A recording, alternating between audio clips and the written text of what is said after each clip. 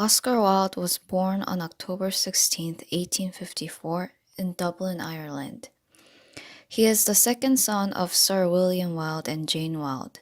Sir William Wilde was an Irish eye and ear surgeon who was knighted for his service as a medical advisor. Jane Wilde, also Lady Wilde, worked as a poet under the pen name Speranza and was known to be associated with the Young Ireland Rebellion of 1848. Oscar Wilde graduated Portora Royal School in 1871 and entered Trinity College in Dublin with Royal School Scholarship. While in Trinity College studying classics, Wilde earned a foundation scholarship through competitive examination and Berkeley Gold Medal, the highest academic award in Greek. He graduated Trinity College in 1874 and earned Demyship Scholarship into Magdalen College in Oxford, which he graduated in 1878. Wilde married Constance Lloyd on May 29, 1884, and he had two sons, Cyril, who was born in 1885, and Vivian, born in 1886. Oscar Wilde is known for his support for the art movement called Aestheticism, which emphasized beauty over moral values in art. He supported this principle since his undergraduate years in Trinity College and later wrote essays arguing for aestheticism. His acclaimed works include The Picture of Dorian Gray, his only novel which received harsh criticism from his contemporaries for its decadence, and plays like A Woman of No Importance, An Ideal Husband, and The Importance of Being Earnest. In the year of 1895, Oscar Wilde went through 3 trials against Marquis of Queensberry, and as a result, he was imprisoned for 2 years from 1895 to 1897. He wrote Ballad of Reading Gaol during his imprisonment. After his release, he was broke because of the legal costs, and he was physically and mentally prostrated by his imprisonment. Wilde died on November 30th, 1990. He died of meningitis, which probably developed from the head injury he got while in prison. The 3 trials between Oscar Wilde and Marquis of Queensberry remain controversial even today because of its unprecedented cruelty. I'm going to first explain how it happened and point out some parts that are unusual and noteworthy. In the summer of 1891, Oscar Wilde met a handsome young man named Alfred Douglas, and the two became very close. Lord Alfred Douglas's father, John Sholto Douglas, also the Marquis of Queensberry, who often quarreled with his son, soon disapproved the relationship between Alfred Douglas and Oscar Wilde.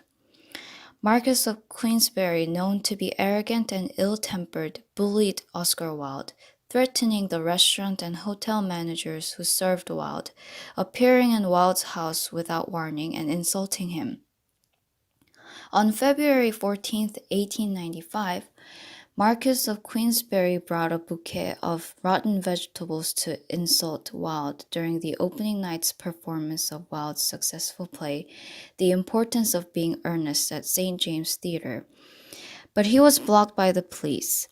Days later, Marquis of Queensberry wrote to Oscar Wilde, posing as a sodomite, on a card and left it to Albemarle Club's porter, telling him to deliver it to Wilde. Upon receiving the card, Wilde decided to prosecute Marquis of Queensberry for libel. The first trial of Oscar Wilde was proceeded on April 3, 1895 at Old Bailey. Edward Clarke as Oscar Wilde's attorney and Edward Carson, Oscar Wilde's old rival from Trinity College in Dublin, defending Queensberry.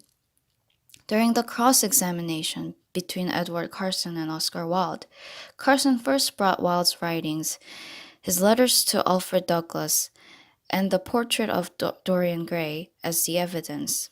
Oscar Wilde cleverly defended himself against Carson by arguing his principle of aestheticism, separating art from the real life. To Oscar Wilde, what he wrote cannot be used against him to prove his behavior in real life. For example, from the picture of Dorian Gray, Carson quotes Basil Hallward, a painter in the novel who paints a young and beautiful man named Dorian Gray, explaining his feeling toward Dorian Gray. Then he asks Wilde, "May I take it that you as an artist have never known the feeling described here?" To which Oscar Wilde responded, "I have never allowed any personality to dominate my art, separating real life from art and elevating art over the real life." Wilde became uncomfortable when Carson brought factual evidences against Wilde, such as the gifts that Wilde gave to his young companions. After Carson announced that he was going to call the young men who were sexually associated with Wilde to the witness box, Edward Clark, Oscar Wilde's attorney, convinced his client to withdraw the prosecution. Right after the first trial, Queensberry's solicitor submitted to the Director of Public Prosecutions the copies of the statements of the young men who were procured by Queensberry as witnesses. The warrant to arrest Oscar Wilde was issued, and Marquess of Queensberry prosecuted Oscar Wilde for gross indecency. On April 26, 1895, Oscar Wilde, along with Alfred Taylor, the procurer of young men for Wilde, were charged of 25 counts of gross indecencies and conspiracy to commit gross indecencies. The prosecutor was Charles Frederick Gill, and Edward Clark defended Oscar Wilde pro bono, Oscar Wilde being unable to afford the legal fee for the libel trial. Oscar Wilde had to suffer the parade of young male witnesses who testified that they committed gross indecencies with Wilde. During the cross-examination, which was held in the fourth day of the trial, Prosecutor Charles Gill asked Oscar Wilde about Lord Alfred Douglas's poem Two Loves, asking him what the love that dare not speak its name meant. Oscar Wilde's response to this question evoked loud applause from the crowd. The jury failed to reach the verdict, and Wilde was released on bail for 3 weeks before his second criminal trial on May 22nd. The second trial lasted from May 22nd to May 25th. The trial was prosecuted by Solicitor General Frank Lockwood, and this time the jury reached the verdict of guilty, sentencing Oscar Wilde to 2 years imprisonment with hard labor. There are a few things to be pointed out about these trials. First, the court was determined to prosecute Oscar Wilde, accepting evidences that undermined the rule of evidence. The main evidence used against Wilde was witness testimonies from the young men who testified that they engaged in gross indecencies with Wilde. The question of how these witnesses were acquired should follow. It is very likely that Marquess of Queensberry threatened these witnesses, and indeed, some claim that these young men were paid inflated fees to testify against Wilde, and that they sounded as if they were trained to testify in the witness box. These young men were not punished for their crimes of gross indecencies and extortion. If Marquess of Queensberry threatened the witnesses and paid them inflated money, these evidences are acquired through paralegal means, which should not be accepted into court. Also, the court allowed witness testimonies from the chambermaids and hotel staff that should have been counted not substantial. The testimonies from the maids and the hotel staff contained hearsay evidences and statements about Wilde's messy room and his bed sheets that are directed more toward humiliating Wilde than proving his crime. Moreover, the sentence that Oscar Wilde received is unprecedented, considering the unusually harsh procession and the verdict against Oscar Wilde. The question remains why the court was so set to prosecute and punish him. Some scholars assume that rather than for gross indecency, Oscar Wilde was punished by the Victorian society more for his behaviors that deviated from the accepted norm. Another interesting point is that Oscar Wilde had the chances to avoid his criminal trials, but he still decided to face them. Before the Libel Trial, Wilde's friends advised him not to carry out the prosecution against the Marquis of Queensberry. However, Alfred Douglas intervened that Wilde should not run away from his fight against the Marquis. Before his arrest for his first criminal trial, Wilde had little more than an hour to catch a train to the continent, the last chance to escape to France, where his behavior would be more tolerated. At this moment, Oscar Wilde was in a state of indecision, but at last he decided to stay and face the trial. During the trials, the passages from his only novel, The Picture of Dorian Gray, was used against him, but Wilde defended himself by arguing for his literary principle, art for art's sake. The Picture of Dorian Gray was first published in the July number of Lippincott's monthly magazine in 1890. The novel received harsh criticisms from the contemporary literary critics for its decadence and homoerotic undertone.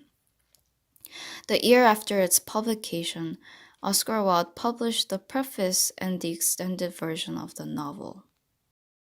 The preface to Picture of Dorian Gray contains Oscar Wilde's view on aestheticism. In his preface, Wilde argues that the artist is the creator of beautiful things. To reveal art and conceal the artist is art's aim. Also that there is no such thing as a moral or an immoral book, and that all art is quite useless. To Oscar Wilde, work of art, whether its medium is language or not, should be admired for its beauty and not be used as a tool to propagate moral values. However, Oscar Wilde's aestheticism in his novel The Picture of Dorian Gray is not without contradictions. Some of the comments by the characters in his novel seem to reflect Oscar Wilde's own moralistic opinions. For example, Lord Henry Wotton states, "I suppose it comes from the fact that none of us can stand other people having the same faults as ourselves. The masses feel that drunkenness, stupidity, and immorality should be their own special property, and that if any one of us makes an ass of himself, he is poaching on their preserves." Also, Lord Henry Wotton gives his thoughts about his aristocratic friends, whose conversation would have been about the feeding of the poor and the necessity for model lodging houses. Each class would have preached the importance of those virtues for whose exercise there was no necessity in their own lives. These lines seem to reflect Oscar Wilde's own moralistic view on the masses' hypocritical outrage toward the petty faults of those in power and the aristocrats' pretension of care for those in need. These views are not useless as Oscar Wilde claims all art should be. The plot of the novel also seems to contain moral messages from Oscar Wilde, which should not be there according to Wilde's aestheticism. In the novel, what a person does affects how he appears, but for Dorian Gray, a beautiful young man, the effects of his sins are all directed towards the painting of Dorian Gray, painted by Basil Hallward. At the end, Dorian Gray makes the mistake of confusing art, the portrait of himself, and the real life, his morality, and attempts to remedy his fault by destroying the art. The whole theme of the real-life event affecting the appearance, the beauty of the person and also a painting, and Dorian Gray's fatal end for his mistake of confusing art with morality seem to make the novel moralistic, which contradicts Wilde's aestheticism.